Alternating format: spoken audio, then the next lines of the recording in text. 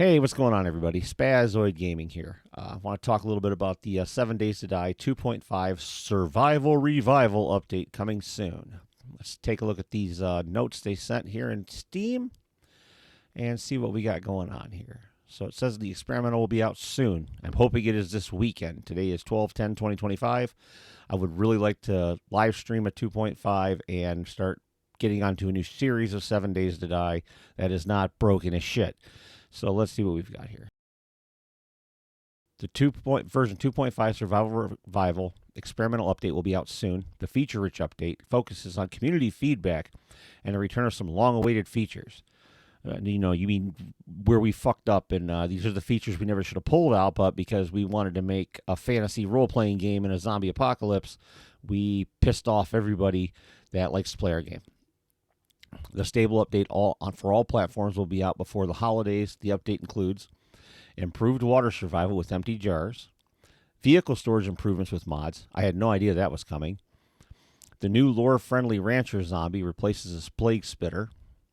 The new lore-friendly Chuck zombie replaces the Sassafras or the Frost Claw known to most of you. A brand new smell system with some great surprises. Nice, that's not new. Maybe the great surprises are new, but the brand new smell system? No. There was a smell system back in A16. Distance storm rendering, that would be kind of cool. I imagine that'll be a nice aesthetic for the game. Updated biome hazards, storms, temperature, and protective clothing. Oh, good, they're bringing that back. Cool, sweet. A new apiary station to produce honey. Oh, that means you're going to get infected like a son of a bitch now. New honey-inspired recipes. Oh, that's kind of neat. All right, third-person camera support. Why? I imagine console players probably really want that, because I don't know anybody's playing on PC. It's like, boy, I really wish I could stand behind myself while I'm playing the game. Turret ammo improvements. Okay, quest improvements. All right, a new character rendering window. New free cosmetic skins. Oh, you're not going to charge us for skins on this one? You're going to give us some new free cosmetic skins? Sweet. And a new trader gen model. Wow, okay. What's she going to have? Is she going to have tits the size of fucking hot air balloons now, or what? Is she going to be completely naked? I don't know. All right, let's see here. Warning to players before upgrading to version 2.5. With the changes made to the workstation progress, a player in the middle of crafting a workbench, the update may remove that recipe, unlock and clear the crafting queue. This will not refund the crafting ingredients back to the players. Be sure to clear all crafting queues before updating to 2.5. Well, I would think if anybody was going to, I'm going to start a whole new playthrough. I mean, because with all the stuff they're changing in this, I figure if you try bringing this into your old save, it's probably going to break your game. Considering going from 2.3 to 2.4 kind of broke the game in most cases for a lot of people. Please note we have adjusted the default controller layout to accommodate some new and reworked controller inputs. The first time starting the game, after updating, all input bindings will be reset to their defaults. Oh, okay, so yeah. I hope they do, because I used to play with controller on my laptop back in like A21. And when they brought it back on console, I really did not care at all how they reworked the controller. I liked the old way better, but I'm one person. I'm not everyone, so I don't know this. All right, the 2.5 Survival Revival Update official release notes. Improved water survival, empty jars. We knew they were going to bring back empty jars. And I'm fine with it. I don't give a shit either way. Whether I think I've crafted a dew collector in the game just to craft a dew collector to get the quest reward in the trophy room, in the trophy area. I hardly ever used it. I've never had trouble finding water. But I understand that there are people out there that the immersion of having to find glass jars filled with water and boil it. Okay, yeah, cool, I get that. So to me, this is it's not a deal breaker. It's an in and out for me.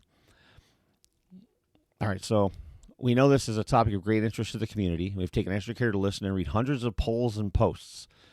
What stood out the most is people liked and the empty jar system for the immersive feeling. Okay, well, at least they know why. Okay, cool.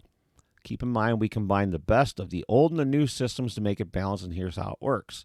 In the early game, scavenge for jars. Fill them with murky. Okay, so like you used to do, you fill a jar up with water, boil some bitch, and drink it. Okay, of course, yeah, I would think toilet sinks and water fixtures draws right up because the water company doesn't work. Early to mid game, you can choose to craft dew collectors and continue to only use jars that you find.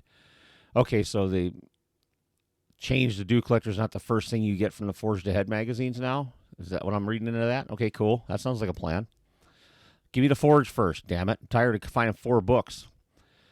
All right, to balance gameplay, jars are one-time use, not refunded. Okay, so you eat in a jar. So you just shoot the whole thing like a fucking pill. Fantastic. All right, the dew collector unlocks the workstation. Crafting level 16 is now crafted on a workbench, and additional resources are required for crafting. Murky water and other drinks still have a chance to be found in loot. Okay. Jars can be crafted once you have a forge and a crucible. Oh, so you can craft jars now. But you're going to eat them when you're done. But at least you can craft them now. It seems like this has been updated a little bit. Because I was told you can't craft jars. But now you can craft jars. One of the videos I watched earlier this week said that you can't craft jars. Now it says you can. With no perks, the recipe will be 31 sand and 6 clay. With advanced engineering 5.5, the recipe gets reduced to 25 and 5 clay. Okay, well, at least they're going to give you the option to make your own jars, which is cool if you're going to eat them when you're done, I guess. I don't know. Maybe they just bust. I don't know. Maybe you're like, you drink that water and you're like, throw it on the ground. Slam the shit out of it and break it. Maybe that's what they're going with. I don't know here. So they're bringing back the glass jars. They're making them craftable. You can choose to play how you want to play again. That's what made this game so awesome back in the day. So we're good with that. Okay, vehicle storage and improvements mod. Each vehicle by default will now support 1 additional storage column for more storage slots. The bicycle is going to get an extra slot. Mini bike's going to get 3. 4, 5, and 9. So that's pretty cool. All right, cool. They give you a little bit more storage in your vehicles. That's not too terribly bad. We are adding vehicle storage mods and increasing the vehicle's capacity by 1 row, which will now increase the vehicle storage capacity to 10 slots. Each vehicle can hold up to 2 vehicle storage mods for a total increased storage capacity of 20 slots. So in other words, you can really stack that shit out. When you install a vehicle storage mod, you will see a vehicle just visibly to change. Okay, so you're going to see stuff on the car, bicycle, whatever. For example, when you would see a new saddlebag on a bicycle when vehicle storage mod is installed. Oh, okay, well, that's kind of a cutesy little thing there. All right, cool. The new Rancher Zombie, the 2.0 Plate Spinner mod, has been replaced with the Rancher, who looks more grounded to the Navezgane Arizona desert game lore. The Rancher still has a swarm spinning attack. Okay, well, I'm great with this. I think this is fantastic. I think they should have made him look Native American. They made him look Native American, but I think they should have went more. Well, he looks all right now. The initial model I really liked better because it was like, okay, so maybe that's like somebody that was on a reservation and was still into their culture, really, really hardcore. But this is more common, as you would see in television programs and stuff like that, the way they redid him now. There's also the new Chuck Zombie. I wonder why his name's Chuck. He's going to chuck rocks at you. He's a rock chucker. Exactly. So the 2.0 Frostclaw model has been replaced with the new Chuck Zombie, which looks more grounded to Navezgane Arizona Stony Mountains game lore. Chuck has the boulder, still has a throwing attack. I'm fine with that. At least it's a zombie now. It doesn't look like a fucking Sasquatch. When I saw those two, I was like, holy shit, we've got a mummy and a frickin' sassafras and a Bigfoot running around in a zombie apocalypse. This is not a zombie apocalypse anymore. Now it's whatever they want it to be. So this is cool. I am totally down with these 2 changes. I'm fine with the spitting bees and throwing the rocks. That's fine with me. We have added a new smell system to the game with some great improvements from the classic smell system. Okay, so having 5 or more raw meat in your inventory will create a smell. All right, well, that kind of makes sense. All right, there's a 10-second grace period before the smell begins to smell, giving the player an opportunity to store or package the raw meat. Package the raw meat. Okay. Raw meat smells have a distance in meters to travel, which will be displayed on a left HUD buff pop-out with a nose icon on it. Okay. The distance number of the buff HUD will grow over time. The distance number on the buff HUD will grow over time until it reaches a maximum distance. I cannot read. The more raw meat you are carrying, the longer the smell distance. Okay, so if you're running around with 125 meat, if you run fucking 5 or 6 boars and kill them all. And the zombies can smell you probably all the way across the map. Well, we'll see how it plays out. I'm sure they'll make adjustments as things go crazy. All right, once smell has reached its maximum distance, it will linger in the air for a short time, represented by a slowly decreasing HUD number until the smell dissipates and the number decreases at a faster rate. Okay, so it's got like a reset on it. It's like almost like the heat map kind of ish in a way where it's going to dissipate, but it's going to hang out for a minute. So the zombies that aren't there may walk into it and then do what they do. All right, there are several ways you can prevent raw meat from smelling, including packaging raw meat in bundles of 5 using paper and plant fibers. Oh, that's kind of neato. I like that. That's realistic.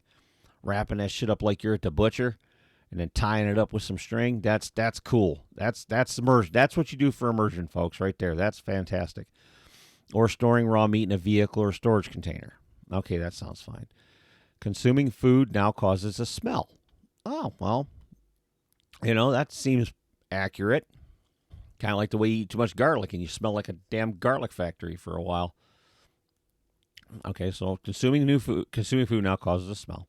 You need to be careful when and what you eat. Many consumables now have a smell distance stat. All right, well, I'm cool with that because that makes the game more challenging without anything else. Without any factors of orange, blue, green colored zombies. I think that right there, this might be the way they should go forward instead of making bullet sponge zombies. Maybe you should make the survival aspect of it a lot harder. So, like, if you eat let's say, a steak and potato meal, you make it up and it causes a smell. All right, hold on. Let's finish reading this right here before I go into that rant. Consuming multiple items in a row will now cause a combined smell difference. Okay, that makes sense. The flatulence a player makes from dysentery will cause smell. I think I've gotten dysentery once in 2,500 hours of playing this game. So maybe they're messing with that. Maybe dysentery is going to pop up. Maybe there's going to be ways. Maybe food's got to be. Certain things are going to have a chance for it now. I don't know. Smells combined have a maximum cumulative distance of 100 meters. Okay, well it's not all the way across the map then. It's 100 meters. All right, smells do not travel as far indoors or when indoors or sheltered. They are reduced to 20% of their full distance and will dynamically shrink or grow when you go outside or inside. Okay, so that there's masking. That makes sense. You're going to mask the smells between the inside outside. All right. Your current smell can be cleared by submersing yourself in water. Okay, so in other words, if you take a bath, that's realistic. That's going to appease a lot of people, I think. When smell reaches zombies, they will randomly detect a smell, move in that direction, and at the desired smell run speed setting in the game options under smell mode, which defaults to run. Okay. So you see, this is what I was kind of leading to. I knew this going ahead of time, but I wanted to read it out loud so those who haven't been informed on this can see what I'm talking about. I think this right here is a struggle this game needs more than needs bullet sponge zombies. It needs things to totally, keep you on edge while you're out in the world. And this is one of them. Because this is something you would have to, I would believe you would really truly have to worry about if, by most zombie lore, is they're going to smell it and they're going to run at it, and they're going to chase it, and that raises a heightened thing because you got to figure if you are walking around in a city, especially in this game in the larger cities, there's so many zombies just wandering around randomly, and if your dumbass isn't thinking and you got some meat on you or something and you're not thinking, the next thing you know, you could have 20 freaking regular zombies just bum rushing you, and that how you gonna be? You got to react and fight. I think that is much, much better than having yellow, blue, and orange, blue, and green zombies that take 1 billion bullets to kill.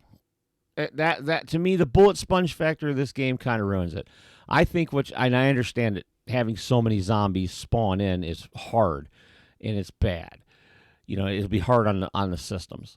But this is the way you would do this. This would be like World War Z, kind of like Left 4 Dead kind of aesthetic of it, where it's not that they're tough, because there was only a couple zombies that were tough in Left 4 Dead that were, a little bit over above.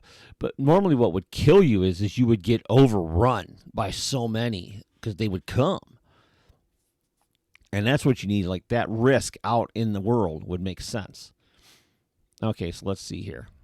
We did that. Okay, smells will also add to the stealth meter value. Okay, so in other words, if you're crunched and you're walking around with a hamburger, you're not gonna stay hidden. They're gonna smell your ass, come eat you. All right, animal carcasses can now be smelled from further away, so you'll have to defend carcasses from more zombies. That makes sense. You're gonna kill an animal, the blood's gonna spray, they're gonna smell it, and they're gonna run to it, allegedly. There's a new game option, AI smell, which can be set to off, walk, jog, run, sprint, and nightmare. So you can change these settings here. Now, I think sprint would be a good one for that. I don't know so much about run, but I think sprint might be the default. Should be the default setting for this because if they want it, that's going to send them into a rage. They're going to be chasing that shit. You can disable player smells by setting it to off. Well, that if you're doing that, you're not playing a zombie survival game. You want that fantasy role playing crap they made with 2.0. Anybody who's played this game for more than frickin' 3 years most of us want the old system back. Anybody who's been playing it from OG would love to have the learn by doing back from Alpha 16 versus the magazine reading shit because it just is what it is. All right, distant storm rendering. A new system has been added that will render clouds in neighboring biomes. This early warning indicator will help players prepare before they enter the area. Each biome has its own VFX particle system. Okay. These now act independently, creating a more dynamic and unpredictable struggle against the elements. All right, and the biome hazards. Biome hazards and progression have been reworked with new belt messages, icons, and item descriptions to reflect the more immersive face covering gear and protection against the airborne hazards, including burnt biome, smoke and ash, desert biome, sand and dust, okay, snow biome, brutal cold air, biome, wasteland biome, toxic fallout. Okay, storms have been reworked to allow a longer grace period based on clothing worn. Without clothing, the player gets 30 seconds to leave the biome or take shelter. Well, that's fantastic because that's more like it. Because if you're going to walk into a blizzard without a jacket on, it ain't going to take you 2 minutes to figure out you're cold. It's going to take you 30 seconds to make like a leaf and get the fuck out of there. All right, gathering the wearing and protective clothing described below increases the player's time to leave the biome or find and take shelter. Taking shelter starts a recovery timer that ramps up 3 times the rate of the grace timer. Reworks the storm debuff icons to clearly show a difference between the biome themes. Okay. Zombies have become aggressive and will be more active during storms. Okay, that makes sense. Zombies have a higher chance of dropping loot during storms. Well, that's a bonus. So that's a little bit of an incentive to get yourself suited and booted and get in there and find yourself some loot. All right. Temperature. Added back a more intuitive implementation, I can talk, of the old temperature system. The time of day, shelter, shade, weather conditions, wetness, and other factors play a role in the player's core temperature. Holding a torch standing next to a campfire or consuming items will boost a player's cold resistance. Gathering and wearing protective clothing, described below, increases the player's hot and cold resistance, which absorbs the various conditions to help offset the player's core temperature. Okay, well, that's a fancy way of saying if you put on clothes when it's cold, you'll get warm, and if you put on breathable clothes when it's hot, you'll get cool. Okay. Hot debuffs have 2 levels of severity. Hot. Increased water consumption to recover stamina by 300%. Okay. Improved all movement types reduced by 10%. That makes sense. Sweltering. Increased water consumption to recover stamina by 600%. All movement types reduced by 20%. Well, that makes sense because I've been in the trades for 30 years. And I can tell you with 100% certainty, when I'm hot, my ass moves slower. It ain't no joke. That's real. That's realism there. All right, cold debuffs. Cold, increased food consumption by 100%, over time by 100%. Increased food consumption to recover stamina by 30%. All movement types reduced by 10%. Agree with that. Arthritis, especially in my old age here. Cold sucks. I'd rather be hot than cold. Increased food consumption over time by 200% for freezing. Increased food consumption to recover stamina by 60%. All movement types reduced by 20%. Okay, well, those things make sense. All right, protective clothing. There are 4 clothing installation item groups that can be found and worn to increase the player's hot and cold resistance and the protection time against storms, including socks, cap liners, underwear, and glove liners. Okay, well that's cool. Absolutely, because those are the things where you get the most cold, I would say. My upper body tends to stay pretty good. But yeah, feet, legs, head, hands. About right. All right, clothing insulation items come in 3 tiers: tattered, patchwork, and thermal core. Cool. So it's like the first one, tattered. That would be like those little knit gloves you get at the Dollar General. And patchwork would be like, those leather gloves you get over there at the Tractor Supply store. And then thermal core would be some shit you get in like a backpacking mountain climbing store. Got it. All right, wearing all 4 of the highest tier insulated clothing items provides the longest protection time against storms and best hot and cold resistance against extreme temperatures. Oh, duh. Why does that? I don't know. Maybe I'm just old and I know things, but I didn't think that needed to be explained. That the best tier would give you the best coverage. I don't know. Clothing has a quality but no degradation, so you can keep looting to get better gear. We've added 3 levels of progressive armor insulation mods as well to augment your hot and cold resistance even further. Okay. New apiary workstation. This is one I'm kind of excited about and kind of not at the same time. Because, I shouldn't say that because you should be able to make a bee. You should be able to be a beekeeper in the apocalypse. If you can find bees and make a bee thing, that would like in what you want to call it, the Old West mod, whichever one that one is. I know what it's called. I just can't think of it offhand right now. Where you can make one of these in a chicken coop and all that kind of shit. That's kind of cool. Why they didn't bring a chicken coop too would be nice too, but okay. Anyways, we've added a new apiary workstation. I'll produce honey, and here's how it works. Unlocked it at Tier 3 crafting level 30. Okay, so you're not going to get it early. That's going to have to grind to get that sucker, and that's fine. Once unlocked, the player can have the apiary workstation recipe gathering the following ingredients: 5 beeswax harvested from tree stumps, found in loot drops, and from the new rancher zombie, formerly the plate spitter. Oh, well, that would be kind of cool if you could like chop him up with like a knife and get beeswax out of him, because obviously if he's spitting bees, he's got some beehive in him. 100 wood, 50 nails, 10 forged iron, 8 duct tape. Okay, that's not too pricey. That's pretty cheap to make. Okay, let's see here. Once the player crafts the apiary workstation, it needs to be fueled by 10 chrysanthemum, 10 goldenrod, or 10 cotton. Okay, so you got flowers, so you got to get the bees pollinate. That makes sense. The apiary workstation will put out 1 honey every 2 game days. Oh, wow. Well, so, maybe your net infection is not going to go up 350,000%, because that's a drag there. That's every 2 days you can get a jar of honey. Holy shit. All right.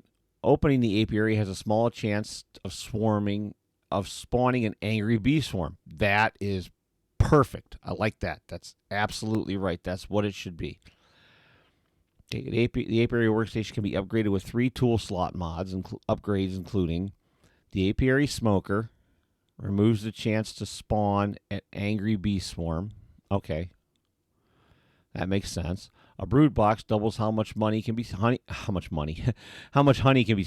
Okay, and an apiary extractor doubles how fast honey is produced. Okay, so you could get a jar a day, technically, or how much honey can be stored. So you could get maybe a jar a day, which wouldn't be too bad. That would be more feasible. I think the 2-day is probably more realistic though, because I have never had a bees, so I have no idea how this works. All right, new recipes along with the apiary workstation. Honey, we have added some new honey-centric recipes to the game. Honey tea. Not only does it hydrate, it cures infection. Oh, good. So they're going to do that with some honey healing benefits. Okay, so they're going to do this the right way.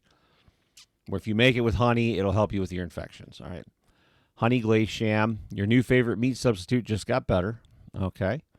Honey brisket, the ultimate survivor food, offers a whopping 150 food points and heals your infections. Okay, so we know this right here. The honey brisket, this is going to be like the last run on your cooking books. So that one will be towards the end, probably with gumbo stew and whatnot. All right, third-person camera.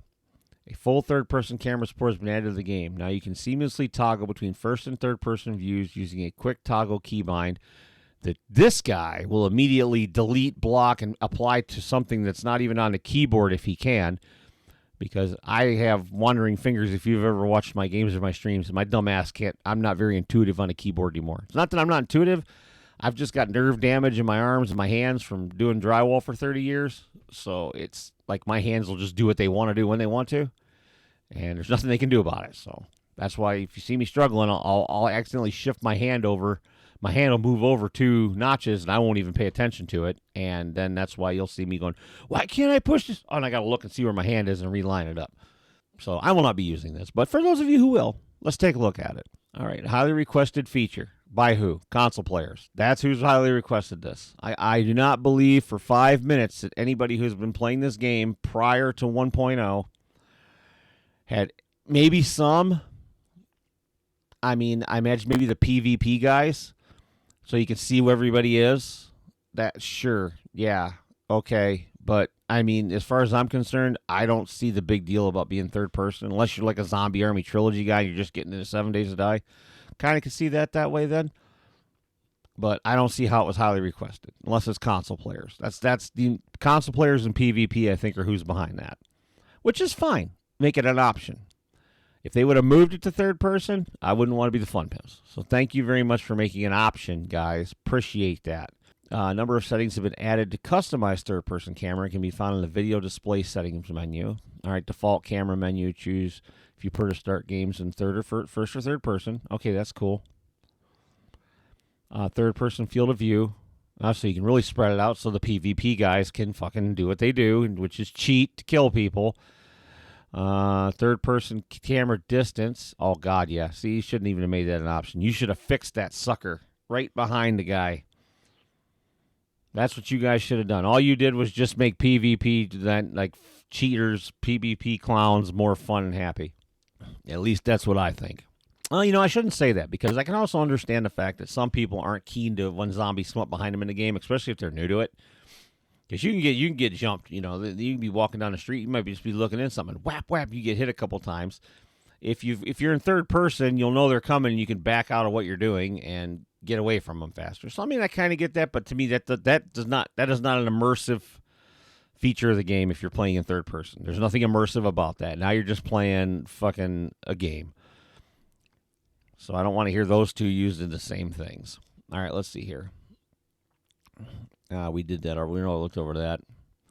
A game setting and server config has been adding allowed mix to restrict camera mode for all players in the game. Ha! See, these guys, I tell you, there's sometimes I want to just bish slap the shit out of them. They do some of the dumbest shit I've ever seen in my life when it comes to their game. But then they take the initiative to go, hey, we're going to make it so people can't bump out in a third person in your games if you don't want them to. So that's fantastic. That's great. All right, key binding improvements. Quick actions menu. Hold this button to bring up a radial menu of various actions, including changing the camera perspective, dropping your weapon, as well as place access to all of your toggleable items and equipment attachments. You can also choose default behavior of tapping this button, changing camera, okay. Swap camera side. Scope zoom level. This button was the third person to swap which side of your character the camera is positioned over. Oh, okay, so you can just switch it out back and forth. All right, that makes sense. Gamepad and console changes. Gamepad and console changes and improvements. Additional bindings for individual tool belt slots and menu shortcuts have been added. They are unbound by default, but there should be a way to use them in your custom controller layouts. You can find them in the tool belt menus. The scope zoom in, zoom out bindings have been removed in favor of the swap camera scope zoom action. This cuts down on the number of input scope zoomings takes up on a controller. Please note that we have adjusted the default controller layout to accommodate these new reworked inputs. The first time starting the game updating. Okay, fine, whatever. Turret ammo improvements. Let's get through this. Sorry, guys, I'm dragging on here, but I want to read it all. Turret ammo improvements. Turret systems have been significantly enhanced for more flexible base defense. All right. Universal ammo compatibility. Turrets now accept all ammunition tiers, giving you more flexibility in managing your defense resources. Use standard ammo for regular threats, save premium ammo for Horde Knights. Entity piercing. Advanced entity piercing mechanics for high-tier ammunition are currently work in progress and will be refined in the coming updates. Ammo type benefits. The different ammunition types now provide distinct advantages. Wasn't this the case before? Armor-piercing rounds for tough enemies, hollow points for standard enemies, and more. I mean, wasn't that like the whole fucking reason why you had armor-piercing ammo to begin with? It was better for the fucking armored enemies? What, were we just fucking shooting bullets to shoot bullets in this game the whole time? I have no idea. Seems like it sometimes, I'll tell you that. Quest improvements. We have updated the quest system, improving which traders are selected in the world and the criteria of how their quest lists are selected. The starter quest and opening trader routes will only direct players to traders that have the highest number of nearby quest locations by them or near cities. Traders will now show up to 7 quests in each tier list. Oh, thank God. So I don't have to look at the same fucking 4 quests, the same 3 houses I can go raid, and the fucking 2 buried supplies that are going to show up there, or whatever it is, 2 and 2. Good. Thank you for expanding that. I would also wish there was a way that we could reset that shit a little bit if we wanted to, like reshuffle if we wanted to, outside of debug mode. You know, like cost you some dukes to, hey, you got any special quests? And throw them some dukes. You know, cost you 200 bones and you can get them redone. That would be a good thing, too. A new character rendering window. We have added a new rendering system to the in-game character windows. The character is now rendered in a progressive camera with a 4-point lighting and rotatable character. Okay, how many? Whatever. You know, that's to me, that's just a thing. I don't like that. Free cosmetic skins. Free original survivors pack. A free cosmetic content pack featuring the original male and female 7 Days survivors. Oh, dude, can I play as Aiden again? That would be so fucking bitchin' kitchen. I always played as Aiden with his mohawk. He was my favorite guy. I always picked him back in the day. That's awesome. When I played on my Xbox One back in like 2015, when this game was broke on consoles, but we didn't care because it was the only thing like it and we could play it with our friends. It was awesome. And they're also going to put out a free Santa hat. Oh, yeah, so I can go ho-ho die to the zombies. Fantastic. Excellent. Whatever. That's some dumb shit. That's just whatever. Good for you guys. A new Trader Gen model. We added a brand new Trader Gen model coming to your apocalypse. Note this may come in a bug fix patch after 2.5 stable. You know, I'm really curious to see if they're going to horror up more or if they're going to like make her a big mama. I think that's what Trader Gen should be. I don't think Trader Gen should be smoking hot masturbation money for all the basement trolls out there that have never seen a vagina, let alone anything else. I think what they should make Trader Gen, she should be like Big Mama. I think that would, like, around Big Mama, you know, big, tough woman that beats some ass and survived the apocalypse. But that's just what I'm thinking there. Okay, so after reading all these, I mean, I said they're going in the right direction, finally. I'll give them credit on that. I mean, the pimps are the pimps. They, I think they got a little high on their horse last couple years. And I think that the community that has paid money relentlessly, such as someone like myself who has bought it on console back in the day on PlayStation 4 and Xbox One, bought it on PC, then turned around and dropped another $89, whatever it was, to buy it on PS5 and Xbox Series X, I think that we should be heard because, you know, we funded this thing, and we fund it because we love it. I always tell everybody, this is the game that I love to hate to love. No matter what it does, no matter how mad I get, no matter how pissed off I get at 7 Days to Die, I will always play it again because it is hands down probably my favorite game since it came out. It's probably been my favorite game since it came out and I first played it because it was very unique and things were different with it. I'll bag on them. I will go after them. Absolutely, I will, because they took things that I loved and they breaking it in the name of whatever whacked out way they want to do shit, and it drives me crazy. You know, when I walked in with 2.0 and I saw that damn Sassafras watch, I was like, oh my God, are you serious? And then, like, when I did my More Shit's Broken series, just to amplify it, to show what's wrong with this game. This shit's not working right. You guys are supposed to be having a finished product out here.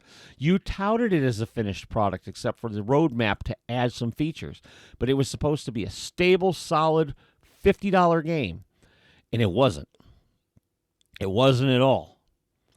And I'm hoping that this one right here, I'm hoping when I start my series on 2.5, I'm hoping it's not going to go from Survival Revival 2.5 to More Shit's Broken 2.5, because that's where I'm hoping it doesn't go there. I truly am. I'm going into this with the best intentions when I do this. Okay, well, I guess that's it for this then, guys. I hope you enjoyed. I hope you learned a little something through this. Remember to like, share, and subscribe. Leave me a comment in the comments section. Let me know how I'm doing. Let me know what you think. I appreciate each and every one of you. Thank you all for hanging out with me and spending time with me while I'm doing this shit. And remember to keep calm, laugh hard, and I'll see you on the next one. 7 days to die!